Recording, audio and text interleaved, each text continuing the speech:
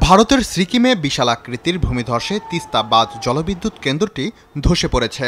মঙ্গলবার সকালে national hydro electric power কর্পোরেশনের তিস্তা স্টেজ ৫ বাঁধের বিদ্যুৎ কেন্দ্রে এই ভূমিধসের ঘটনা ঘটে। ৫১০ মেগাওয়াটের বিদ্যুৎ কেন্দ্রটি একটি পাহাড়ের পাশে অবস্থিত ছিল। ছোট ছোট ভূমিধসের কারণে সেই পাহাড়টি গত কয়েকদিন ধরেই ধসে পড়ার ঝুঁকিতে ছিল। মঙ্গলবার সকালে পাহাড়ের বড় একটি অংশ ধসে পড়ে। এরপর ধসে পড়া মাটিতে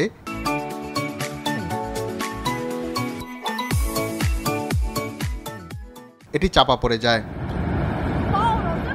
আগে থেকে বিদ্যুৎ কেন্দ্র থেকে সবাইকে সরিয়ে নেওয়ায় ভূমিধসে কোনো হতাহতের ঘটনা ঘটেনি।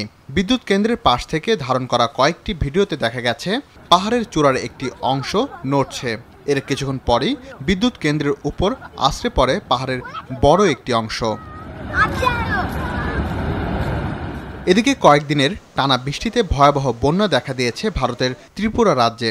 এতে এখন পর্যন্ত ৭ জন নিহত হওয়ার খবর পাওয়া গেছে। নিখোঁজ রয়েছে আরও ২ জন।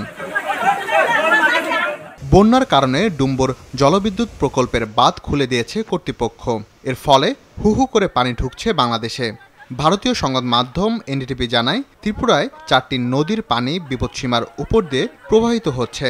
এর ফলে ৫,৬০০ পরিবার নিরাপদ স্থানে আশ্রয় নিতে বাধ্য হয়েছে। রাকিব হাসান, RTV।